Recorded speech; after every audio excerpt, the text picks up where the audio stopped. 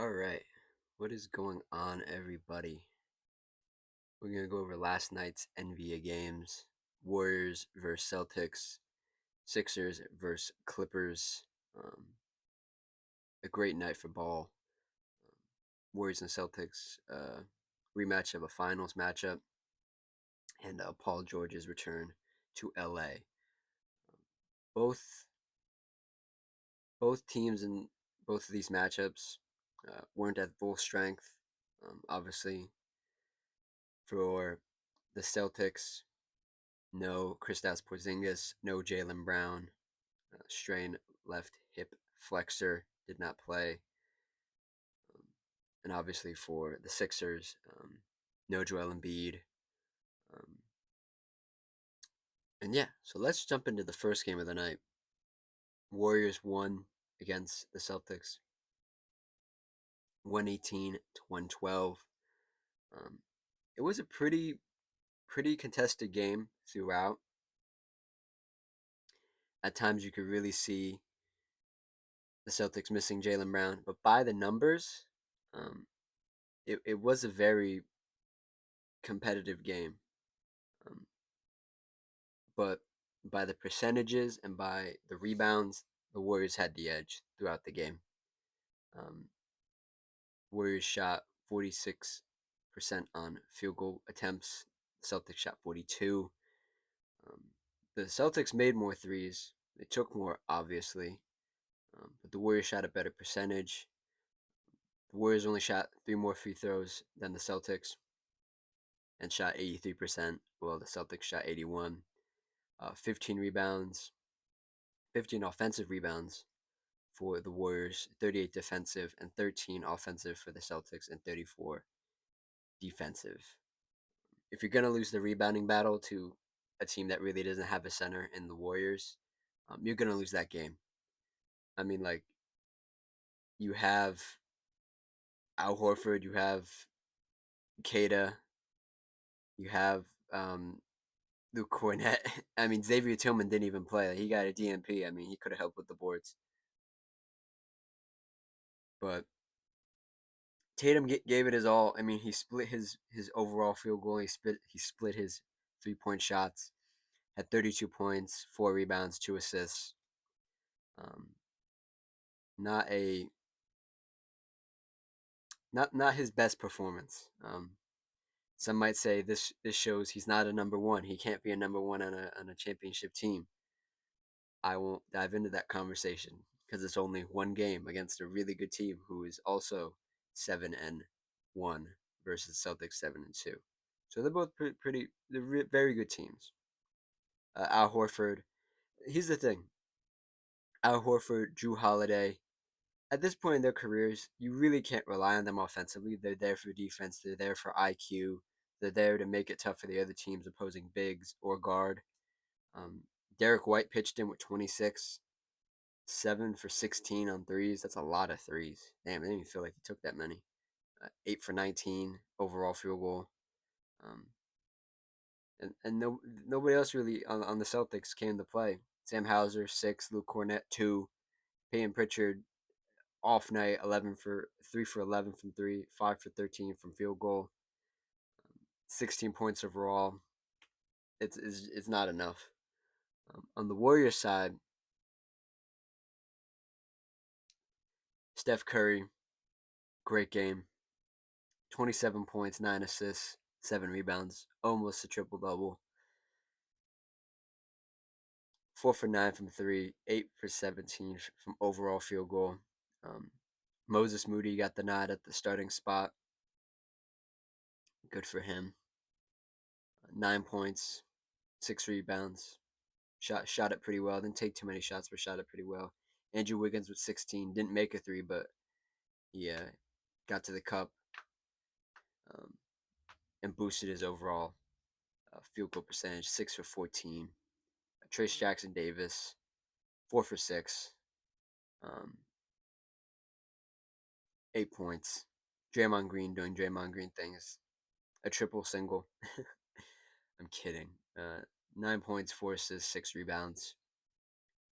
And just an overall complete game for the team. You had three guys off the bench with 10 points, 10 plus points. They all shot it pretty well. Jonathan Kuminga 2 for 3 from three. Kyle Anderson 3 of 4 from three. He got hot at some point during the game, which is exactly what they needed. 4 for 7 from Buddy Hield. Gary Payton Jr. picking up the slack, 6 points, 3 rebounds, 1 assist, and yeah. Overall, like I said, a competitive game, but by the numbers, if you're gonna get beat by rebounds by a team that really doesn't have a true center, you're gonna lose that game. Celtics have more points off turnovers. Um, the Warriors have more points in the paint, um, and they both had they both had one technical foul each. And the Warriors' largest lead was 14, and the Celtics was 11. So that gives you a good indication of this game was close, but if you're gonna lose by some metrics to other teams, um, you're not gonna you're not gonna win that game. You're never gonna win that game. Um, On to the next game because I think that's it. I think that's it for this game. Closely contested game. And, yeah, let's move on to the nightcap of last night. 76ers, who are in a tailspin. We'll get to them. We got some news this morning from their camp.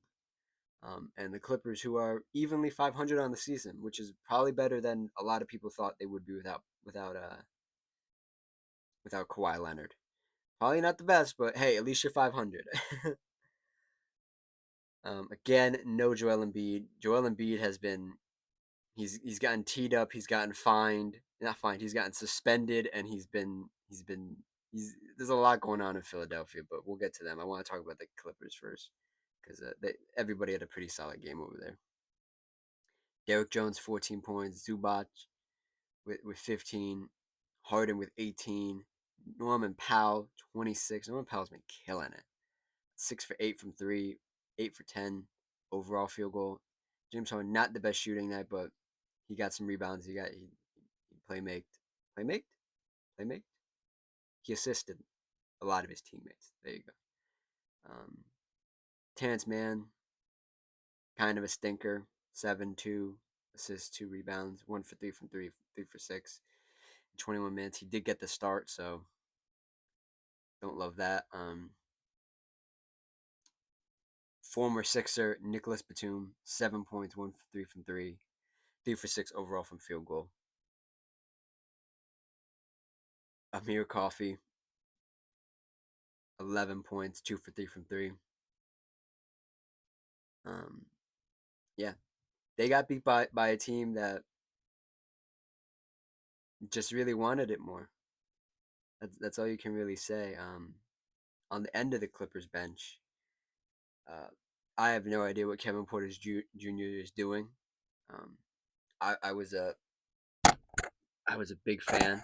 Um, I was a big fan of his before the DV accusations. I know those got cleared up, but I kind of when that kind of thing comes up in your career, kind of derails it. Um, and I just don't think he can get in a rhythm. I don't think he's ever gonna get the trust of a team unless it's a bad team. And these Clippers aren't a bad team, but like if Kawhi Leonard was here, you'd be looked at as a always when you have Kawhi and you have James Harden, you look at least like, oh, they're gonna make it to the first round, second round, so he would be needed more, and he could start over a guy like Terrence Mann, because Norman Powell can play the three in some situations, especially against a smaller team like these Sixers. Um,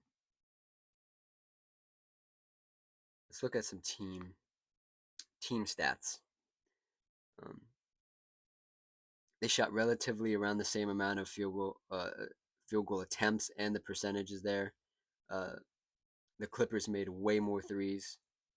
Um, the, the Sixers could not buy a three at 28% flat. Um, didn't make their free throws either. 11 for 19. It's 57% to the Clippers 84. They did out rebound them by 3 rebounds, but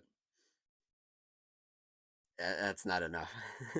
That's not enough. I get they have Zoo, and I get the matchup isn't there, but you need to try a bit harder. You need to gang rebound, especially if you know Joel is going to be there. Um, Obviously, Clippers had more assists. The Sixers did get a lot of points off turnovers. Um, they had the same amount of points in the paint, which is very interesting. They didn't get the boards, but when they were down there, they were scoring it on the other end, so that's good. Um, no technicals, no flagrants, not fragrance, flagrant. Um, Clippers' largest lead is 22. Um, let's go to these Sixers, man. There's a lot going on with these guys. Um, Paul George's return to LA as a Clipper, as a former Clipper, now a 76er. Um, Not the season the Sixers thought they were gonna have. 1-6 on the season. Paul George is just getting into games. Joel Embiid is somewhere. I don't know where. Um, Paul George, 18 points, 2 for 3, 7 for 9, 24 minutes, 7 rebounds. Caleb Martin, 14 points, 4 for 10 overall field goal, 1 for 4 from 3. Andre Drummond, 9 and 10. Didn't get the double double, 1 point short. Tyrese Maxey, 32 minutes, 12 points, 5 for 13. Not a good night for him. Kelly Oubre Jr. matching Paul George's high of 18 with his own 18. 3 assists, 2 rebounds, 1 of 3 from 3, 11 for 12, 8 for 12, pardon me. And the bench, um, just flat, just flat. You have KJ Martin Jr.,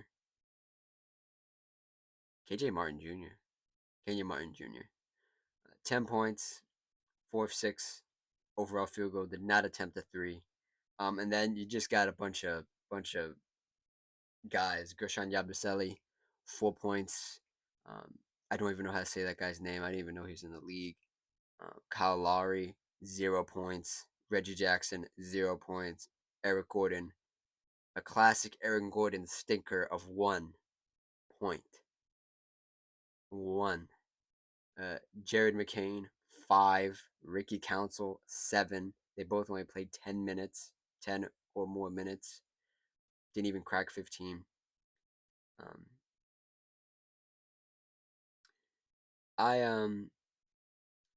I said this in a comment. If the Sixers knew that Embiid was going to be injured, or I shouldn't say injured, unhealthy, like he's just not even unhealthy, like he's not in shape.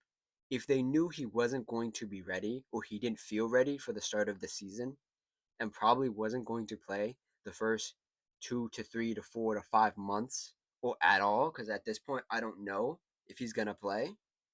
Um, and if you know you acquire Paul George, and you obviously can't tell that he was gonna get injured right before the start of the season, but if you knew Joel was gonna be injured, you shouldn't have signed Paul George. You should have just kept the money and signed a bunch of guys, because this bench is disgusting. This is the retirement home plus some like young guys. Kyle Lowry, retirement home. Reggie Jackson. I don't know what happened to Reggie Jackson. He was good on the Nuggets and then he just kind of fell off. Eric Gordon should have been retired. He'll explode for 30 points for 3 games out of 82. That's literally been Aaron Gordon for the past like 3-4 years. Um, yeah, and then you just got young guys who I expect to be better, but you don't have any development time if you're on a team that's like, oh, we want to compete, but now we have these picks, you know. I would have just said, Paul George, don't come. Ayo, no Diddy. Um, don't sign here. Go somewhere else. Joel's gonna be injured. We're gonna tank. I don't know their pick situation. I could actually look it up right now. I probably will do that. But I would have said, let's tank. Let Maxi ball out for a season. Let him get another season under his belt because he's proven he can score. And let's just roll out. Let's do the trust the process thing again. Just tank for a whole season because at this rate, you're just holding you're holding the team back. Joel and the front office are holding people back, holding the whole team back, and it's just not it's not conducive to a winning culture. And the Sixers have never had a winning culture. The only time they had a winning culture was when Jimmy was there, and Jimmy didn't like the way Ben or Joel or anybody else on that team handled themselves. Um, and maybe that should have been an indication, of things. But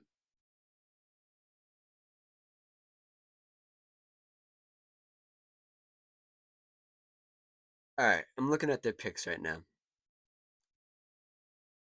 They do not have their own pick till 2026. So my ideas, my idea sounds kind of stupid, but you could trade for some picks. That's my whole thing here. Is if you have the picks, tank. If you don't have the picks, trade for picks and tank. That's my whole thing. Um, in 2026, they have a draft pick from either. It doesn't have the stipulations of the pick. It just says who owns the pick and who owns the pick and the Sixers are getting it from. Um, they have a first round pick from OKC, Houston, or LA. That's the Clippers. 2027 second round pick. 2027 second round pick Milwaukee. 2028 first round pick. 2028 first round pick. 2028 second round pick. The last two have been from Detroit and the Clippers. Um, and they have their own picks going into 2029 and a swap with the LA Clippers. Um, how old is Joel? How old is Mr. Embiid here? Because it's looking like you're gonna need those picks, those picks later in the decade. He's 30. It feels like he's 36 with the amount of injuries he's had. So let's say he plays 4 more years, right? If that, I'd be surprised if he played 4 more years at an All-Star MVP level because I just don't think it's possible. And I'm a Joel Embiid defender. I genuinely think at his peak when he's healthy, he's better than Jokic. But the up and down roller coaster of Joel is just so frustrating. And to add on top of that, onto all of that, um, this morning after the Clippers game, um, it was announced by or reported by Shams Charania that Tyrese Maxey is expected to miss at least 2 weeks with a right hamstring injury. Um, another huge blow. Um, Again, obviously, you can't tell the future, but you kind of know what you're rolling with. Um, you kind of know what you're rolling with Joel, with Paul George. Um, you should have just tanked it for a season. I don't know how you acquire a pick with what you had in the off season, this past off season, or what you have, but this is one of those years where you get a bunch of veteran guys like Lowry. You keep Lowry. You get Reggie. Was he? I think he might have been on the team last year. You get Eric Gordon, and you're like, oh, we're bolstering our bench. Um, we have Kelly Oubre. We have Caleb Martin, who's a great offseason signing. I like the Caleb Martin signing, but I like him as like a fourth to fifth option. I don't like him as my third option.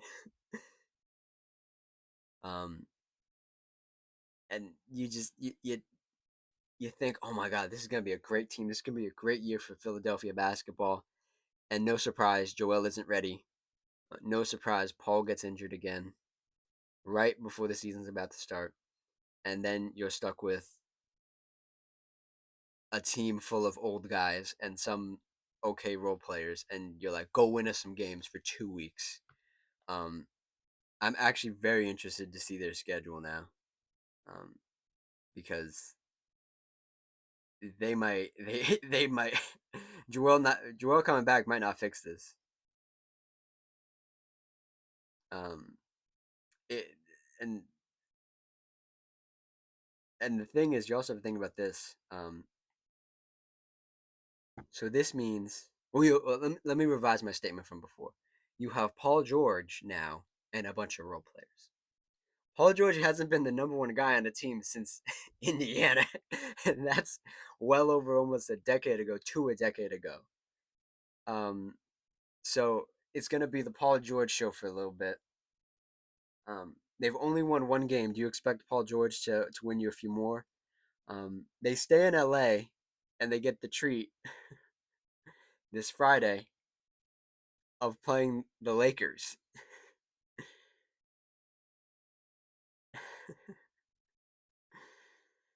Oh boy. Uh, then you play Charlotte. These next three games are home. They're home in Philly. They play this. They play the Knicks. Oh, they play. Pardon me. I'm getting ahead of myself. They play Charlotte. Maybe winnable. They play the Knicks. They play the Cavs, who at the time of recording are 9-0. They play Orlando. They play Miami. They play Brooklyn. Those are all away. Orlando, Miami, and Memphis. Back home in Philly for Brooklyn, Clippers, Rockets, and then they go on the road to Detroit, to Charlotte, and then two home games against Orlando, and that's the beginning of December. So this month of games, let's see, they might be able to beat Charlotte. They might be able to get one off Brooklyn, but they got Cam Thomas and Dennis Schroeder in all-star form apparently. Houston, maybe Detroit. I'll give them this. They'll win one of these Charlotte games. They'll win one of those. So 4 games out of 1, 2, 3, 4, 5, 6, 7, 8, 9, 10, 11, 12, 13, 14. If they go 4-10 in these next dozen games, and Tyree and Joel still isn't back, and Maxi probably comes back towards the middle to end of the month, I don't know. You might be in a predicament. And the thing is, at times in this league, you can blame the coach. You cannot blame the coach in this situation because Nick Nurse is making do with with with with like with pencil shavings, with paper clips, erasers. He's making do with all this BS that the Sixers front office has stuck him with. And I like Nick Nurse as a coach, but the first thing to go in this league is the coach. They're gonna say, "Oh, why didn't you get more wins with Paul George and a bunch of guys?" Oh man. So yeah, that's the wrap up. That's the Sixers rant at the end for you guys. Um, we'll uh we'll talk about Friday's games when they get here, because Thursday's games, tonight's games aren't anything special. And yeah, thank you for watching. Thank you for listening. Consider subscribing, like the video, and I'll see you all next time. Cheers.